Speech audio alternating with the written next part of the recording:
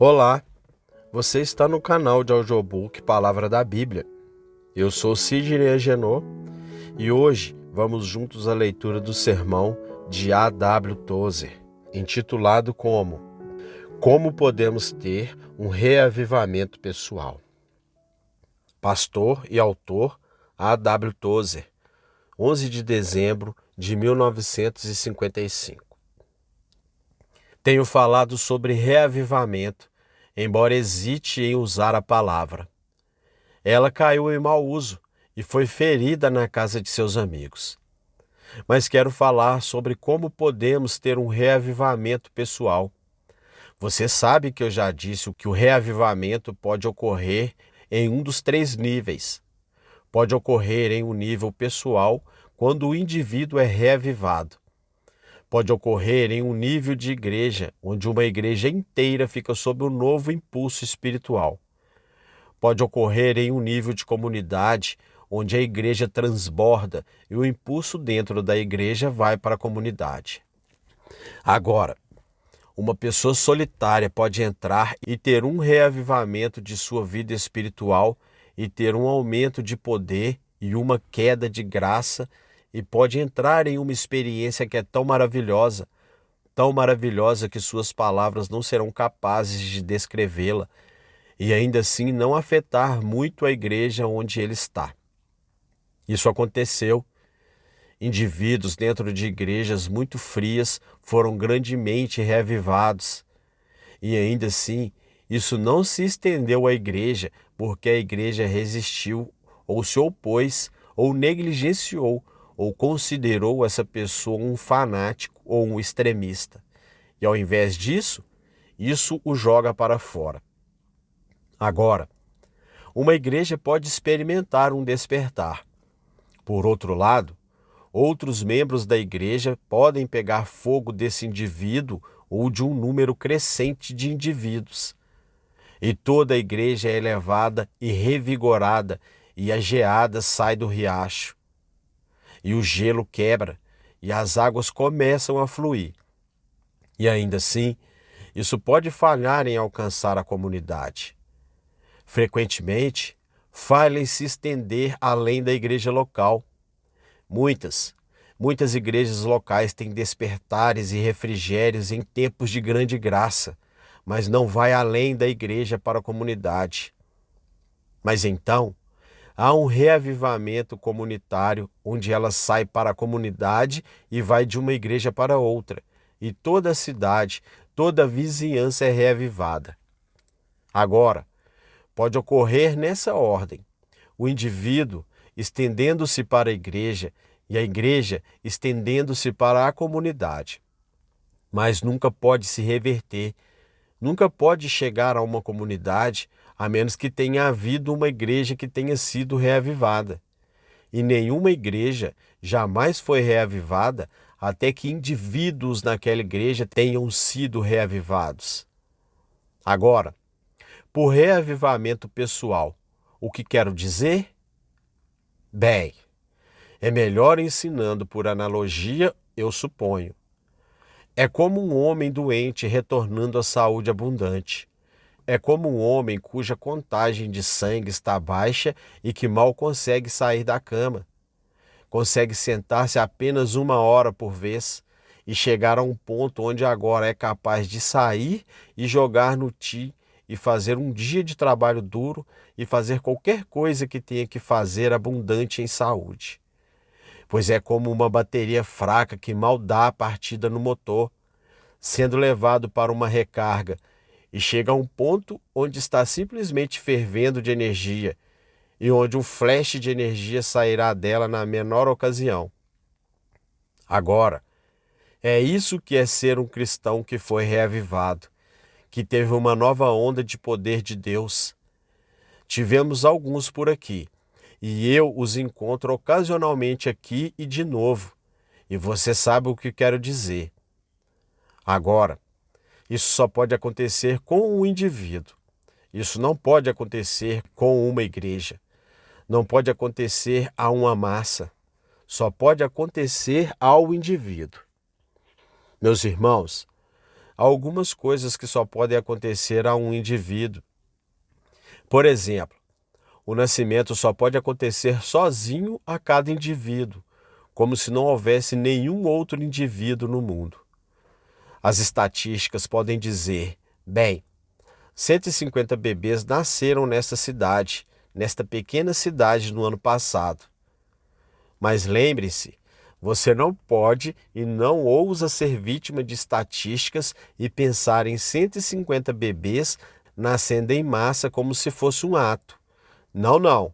Foram 150 deles. Cada nascimento foi tão único e peculiar e sozinho, como se nunca tivesse nascido ninguém antes ou nunca mais fosse nascer. E mesmo que haja nascimentos múltiplos, gêmeos ou trigêmeos, ainda é o mesmo. Cada indivíduo vem ao mundo sozinho, um indivíduo cortado de todo o universo, sozinho. E assim é com a morte. Você só pode morrer sozinho. Um acidente de trem aconteceu e 50 pessoas morreram em um acidente de trem. 50 pessoas morreram em um acidente de trem e tudo isso acontece de uma vez. E ainda assim, enquanto eles morrem de uma vez, eles morrem sozinhos.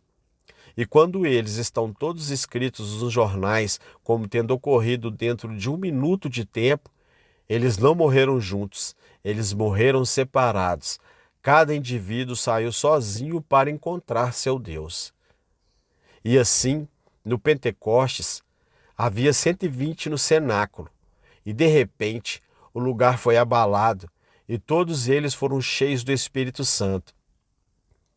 Isso soa como se fosse uma coisa de massa, mas a Escritura diz que lhes aparecem línguas repartidas como de fogo e pousa sobre cada um deles. Eles só poderiam ser cheios do Espírito Santo separadamente. 10 homens não podem ser cheios do Espírito Santo como um ato de Deus. Eles podem ser cheios simultaneamente. Assim como pode haver 10 bebês nascidos enquanto eu estava falando aqui, mas cada nascimento foi sozinho. Pode ter havido 100 pessoas morrendo enquanto eu estava falando com você, mas cada morte foi sozinha. E assim, o Espírito Santo cai sobre 75 pessoas, como aconteceu em Düsseldorf em 1727 para os moráveis, mas cada um recebeu por si mesmo. Agora, quero deixar isso bem claro, porque é importante pensarmos bem sobre isso, que não há igreja abstrata. Oramos, ó Senhor, caia sobre tua igreja, e imaginamos que há uma igreja abstrata em algum lugar, o tipo de extrato tonto da igreja, e o Espírito pode vir sobre isso sem que os indivíduos sejam ajudados. Não, não, meu irmão. O Espírito Santo só pode cair sobre indivíduos, sobre pessoas. Isso é tudo. Não existe uma igreja mística que possa ser abençoada como com os membros da igreja não tocados. Não, não. Oramos, Senhor, abençoe tua igreja mística e imaginamos, projetamos uma igreja a partir de, entre os indivíduos, uma igreja ideal pela qual Cristo morreu. E ninguém recebe ajuda e dizemos, bem, Deus está derramando o seu Espírito sobre a sua igreja. Deus não pode derramar seu Espírito sobre a sua igreja, exceto quando ele o derrama sobre indivíduos dentro da igreja. O Espírito Santo sentou-se sobre cada um deles, e então ele se assentará sobre cada um de nós se ele vier à igreja. Esta igreja é apenas o que os membros individuais são, nem um pouco melhor. Se Deus tivesse alguns testes de QI ou testes espirituais pelos quais ele pudesse nos testar, ou ele tivesse alguma maneira de tomar nosso pulso espiritual, então poderíamos somar tudo e dividir por nossa filiação e obter a média. Mas a igreja seria o que a média é. Lembre-se sempre, a média dos muitos indivíduos fará o que a igreja é. pois a igreja é composta do indivíduo. Agora, a alma solitária pode ser revivida. Estou tão feliz em poder lhe dizer isso. Deus pode enviar ondas de glória, poder e vida, uma nova aceleração para o indivíduo solitário. Aquele indivíduo solitário, como um homem escreveu, quer alguém mais o faça, receba ou não.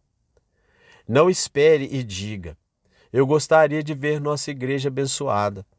E então espere que quando a igreja for abençoada, você seja abençoado.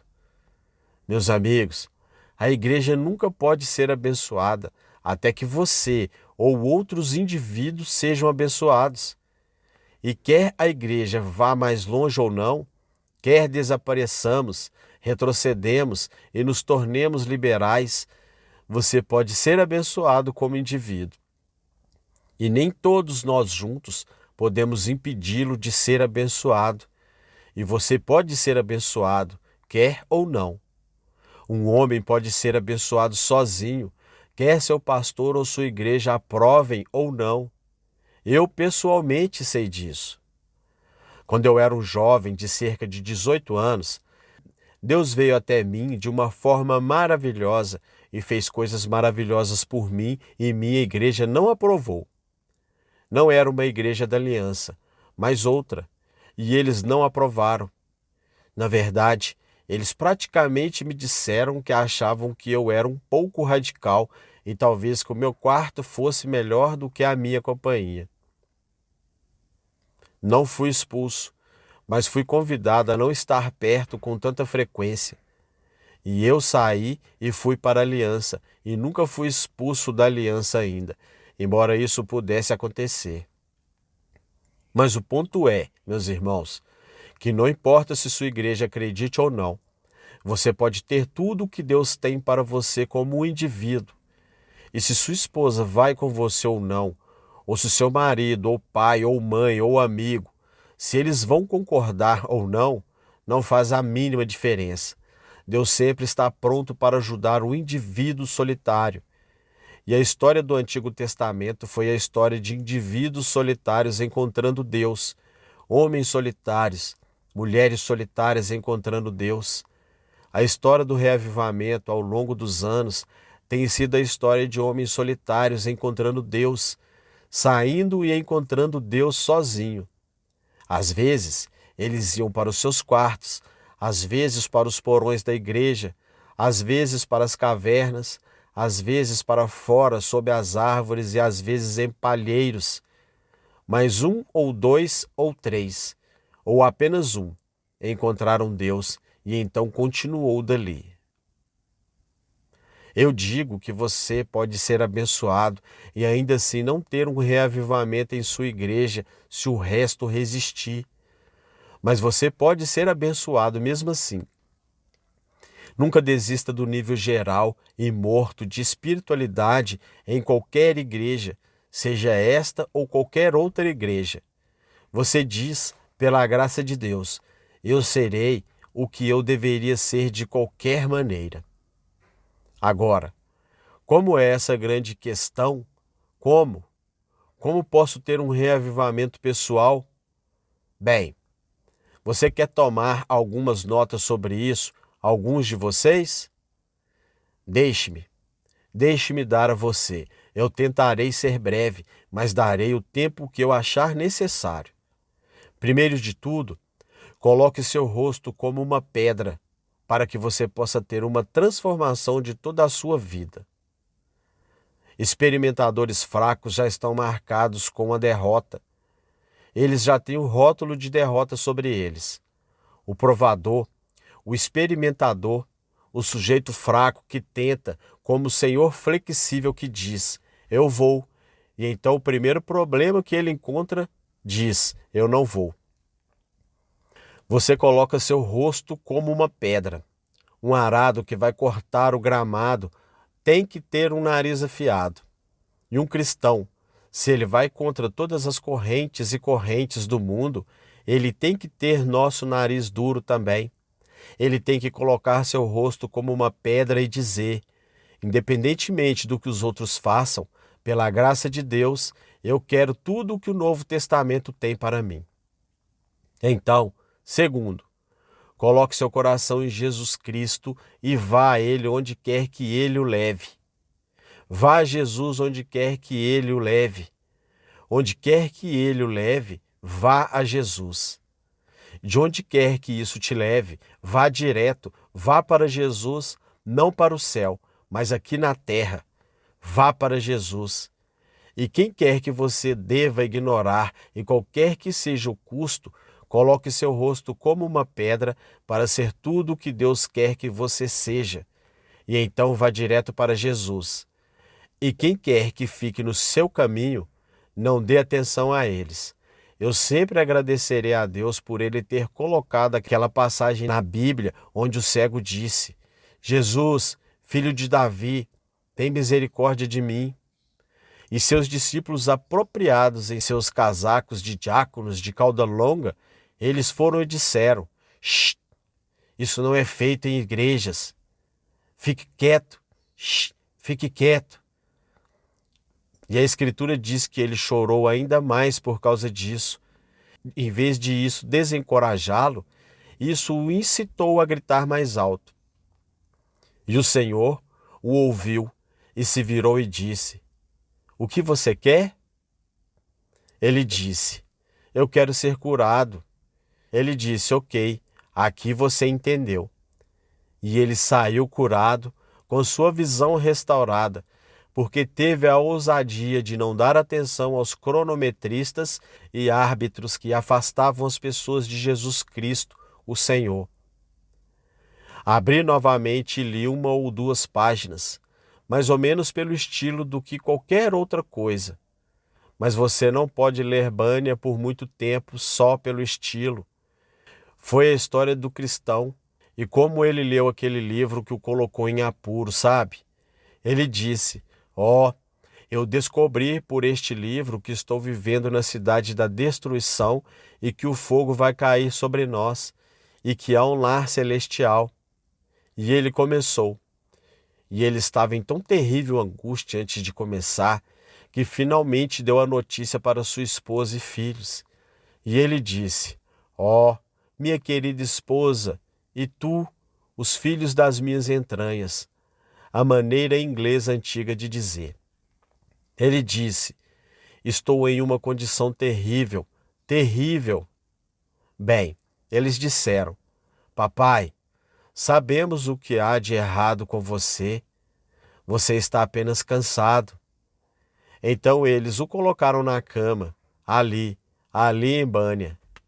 Eles o colocaram na cama e na manhã seguinte ele se levantou e eles disseram: como você está se sentindo, papai? Ele disse: pior do que nunca. Eu nunca preguei o olho. Ele disse: eu não consegui esquecer que nós vivemos na cidade da destruição. Bem, então Bunyan diz que quando eles descobriram que não conseguiam simplesmente fazê-lo ficar quieto e consolá-lo, você sabe, e dar um tapinha em suas costas e dizer: agora vá para a cama e durma. Porque eles começaram a ser duros com ele e mal-humorados. Quando isso não funcionou, eles começaram a ridicularizá-lo. E então, quando ele não desistiu do desprezo deles, eles o ignoraram. Eu pensei, enquanto li, eu escrevi isso. É assim que eles fazem. Primeiro, eles te acalmam, dão um tapinha em suas costas e dizem que você está animado. E então, depois disso, eles usam palavras duras com vocês e dizem que você acha que é melhor do que as outras pessoas. E então, quando isso não funciona, eles ridicularizam você e começam a tirar sarro. E quando isso não funciona, eles te ignoram. É exatamente assim que acontece, irmão. E se você decidir em seu coração que vai seguir em frente com Deus e encontrá-lo e a si mesmo sozinho e ter um novo e refrescante de Deus e se livrar dos velhos cracas e dos velhos pesos e obstáculos e recuperar uma nova saúde espiritual que você nunca teve antes, você encontrará algumas pessoas que dirão: bem, Você está animado. Você permitiu que aquele homem Tozer o agitasse. Então, quando você não parar, eles começarão a ser duro com você. Então, quando isso não der certo, eles zombarão de você. E quando isso não der certo, eles o ignorarão. Bunyan disse que, quando tratavam o cristão daquele jeito, ele ia sozinho e tinha um longo período de oração. Você sabe, é assim que se lida com isso, irmão. Bem, terceiro agora, pegue este terceiro. Exponha sua vida ao exame dele. O problema conosco é que nos mantemos todos cobertos, cobrimos nossos corações. Aquele que cobre seus pecados não prosperará. Aquele que cobre sua lepra não será curado. Aquele que cobre suas doenças não será liberto. Mas nós habitualmente nos cobrimos. Eu digo, exponha toda a sua vida a Jesus Cristo. Exponha em oração. Exponha-se nas Escrituras. Exponha seu coração em obediência. Exponha pela confissão. Exponha-o pela restituição. Restituição, uma palavra esquecida, uma palavra que ninguém mais usa. Ela se foi para o caminho de toda a terra. Por que não conseguimos pensar em outra? Mas ainda está na Bíblia, restituição. Acerte-se com as pessoas, irmãos e irmãs, e será incrível como isso funcionará com você.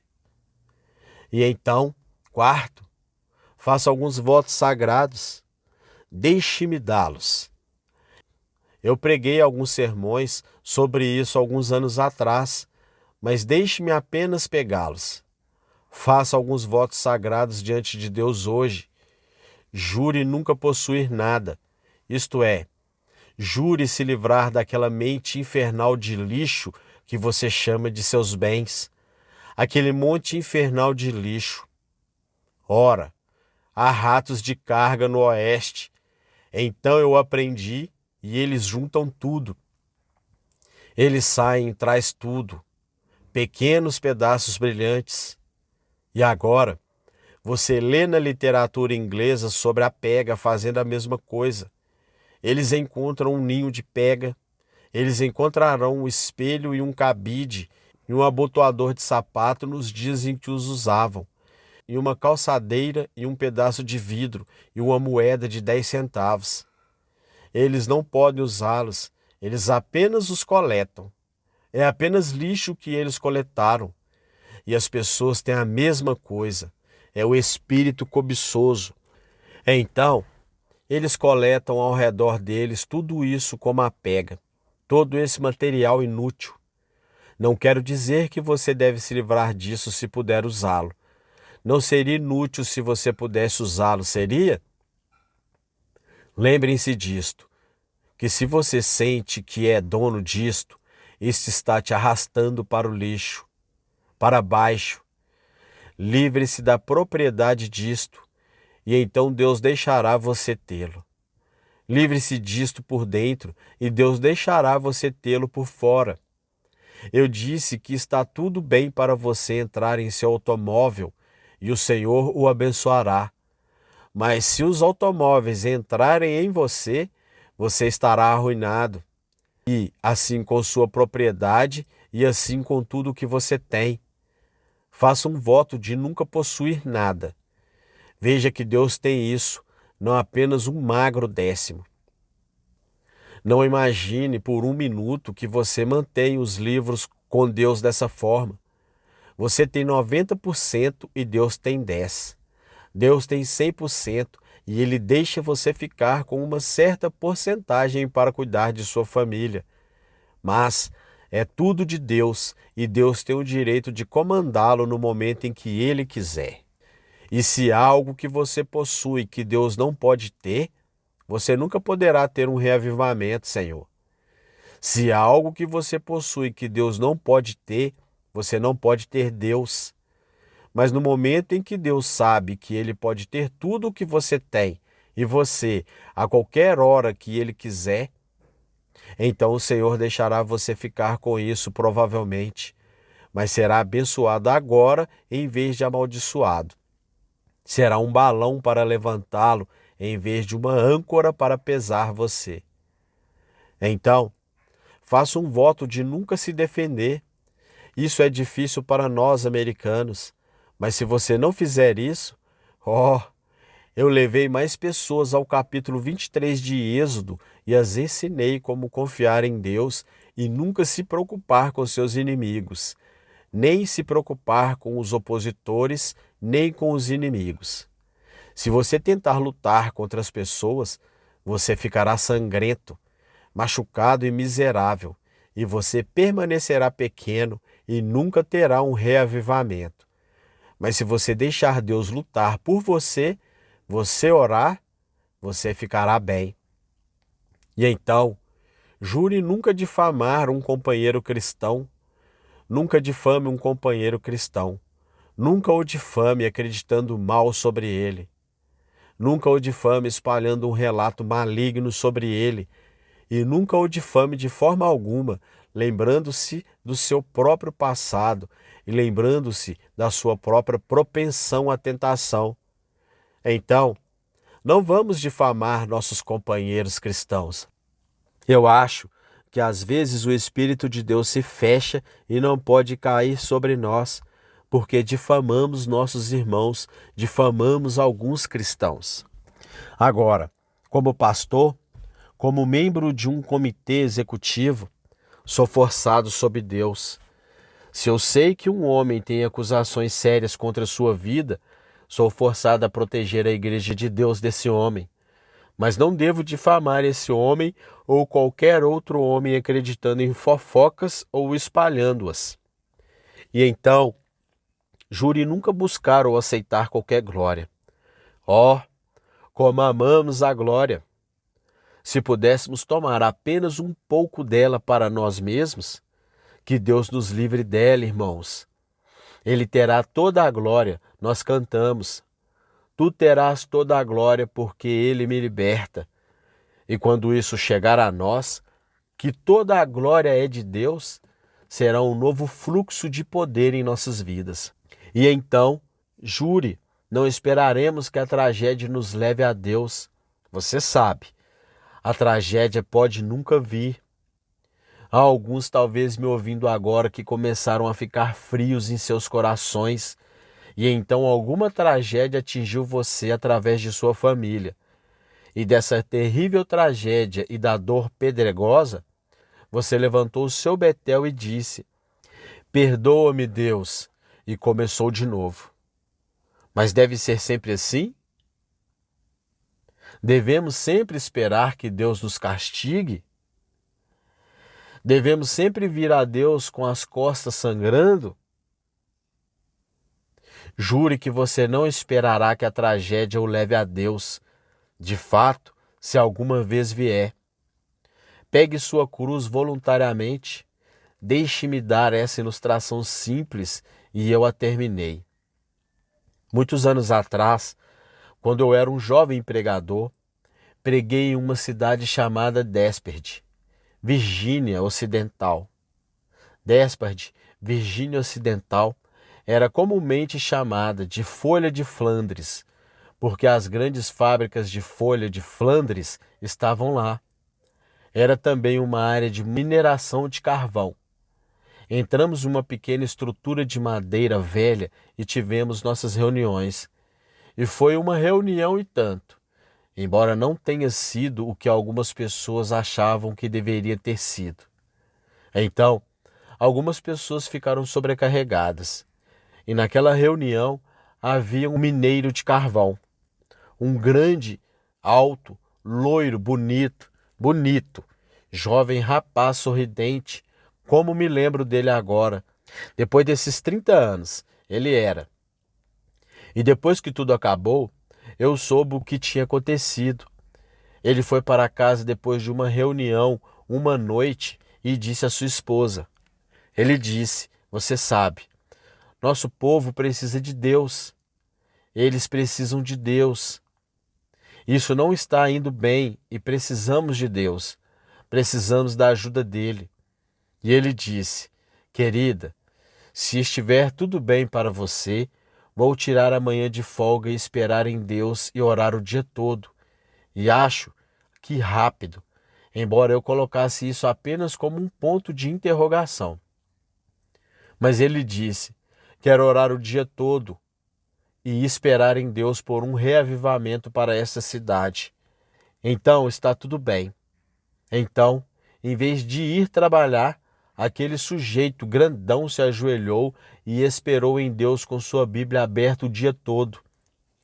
Na manhã seguinte, ele foi para o trabalho. Ele trabalhou no Chipley, onde os carros pequenos traziam o carvão para baixo. O mais pesado puxava, os leves vazio para cima, você sabe. E de repente algo deu errado e vários carros soltaram da pista e bateram e se estilhaçaram. Eles eram carros de madeira antigos e se estilhaçaram. E um grande pedaço irregular de lascas, afiado como uma adaga na ponta, rasgou sua coxa e cortou uma das grandes veias ali. E lá ele ficou deitado na escória, carvão e terra. Esse sujeito grande e lindo, com cerca de 27 anos, e sangrou até a morte. No dia anterior, ele tinha passado o dia todo com Deus. Isso me parece uma mensagem do céu. Eu pensei desde então, querido Deus, quão maravilhoso seria passar seu último dia com você sozinho em oração. Agora, ele não podia continuar. Ele tinha que trabalhar e sustentar sua família, é claro. Mas não era maravilhoso que ele estivesse perto o suficiente de Deus para poder carregar um fardo? E no dia anterior à sua morte, ele passou o dia todo com Deus. Você não pode passar o dia todo com Deus, irmão, e não estar pronto para ir para o céu no dia seguinte. Ele estava pronto para ir. Agora, não me pergunte por que Deus levou esse querido homem embora. Eu não sei disso. Deus nunca me permitiu olhar por cima do ombro dele para o seu plano secreto. Eu só sei que no curso das coisas, facilmente, ele poderia ter morrido de qualquer maneira. Mas suponho que naquele dia, digamos quarta-feira, suponha que quando o Espírito de Deus o incitou a passar um dia em oração por sua própria alma e por sua igreja, suponha que ele tivesse sido muito ganancioso por dinheiro para ouvir. Suponha que ele tivesse com muito frio para ouvir ou muito longe. Suponha que ele fosse como alguns de nós, seguindo a rotina e não conseguisse ouvir a voz de Deus. Ele teria morrido na bebida e no dia seguinte. Tudo bem, mas que diferença! Talvez Deus esteja chamando alguns de vocês para fazer algo extraordinário, algo fora do comum, algo que não aparece em um calendário ou relógio, algo para reavivar sua própria alma. Deus pode estar chamando você para fazer algo radical e extremo por sua própria alma. Espero que você não esteja tão longe que não o ouça. Espero que o amor ao dinheiro e que os prazeres do mundo não sejam tão grandes que você não o ouça. Irmão, a maior coisa do mundo não é se você morre amanhã ou vive 100 anos. A maior coisa do mundo é: posso ouvir Deus falando comigo agora? É isso que importa. Vocês ouvem Deus dizendo alguma coisa, vocês, meus amigos. Você pode ter um reavivamento, quer o resto de nós o tenha ou não, quer você o aceite ou não, nesta ou em qualquer outra igreja. Não há razão para que você não possa firmar seu rosto como uma pedra e começar a caminhar em direção a Jesus Cristo, onde quer que Ele o leve. E quando você o encontrará com portas de misericórdia. Você encontrará óleo derramado no trono acima. Você encontrará uma vida maravilhosa, nova e revivida para si mesmo, apenas para si mesmo. E depois disso, cabe a Deus e a você o que você fará com o que tem, mas maravilhosamente pode ser seu agora. Espero que você possa ouvi-lo falar. Vamos orar? Ó Deus, tu sabes, o mundo está girando, o tempo está diminuindo e se esgotando. As crianças estão se tornando jovens e os jovens se tornando de meia idade, e os de meia idade estão envelhecendo e morrendo. E tu disseste: redime o tempo, pois os dias são maus. Senhor, por favor, não nos deixe falhar aqui. Senhor, tu queres que sejamos revividos novamente. Tu queres reavivar teu povo, Senhor, pessoas individuais.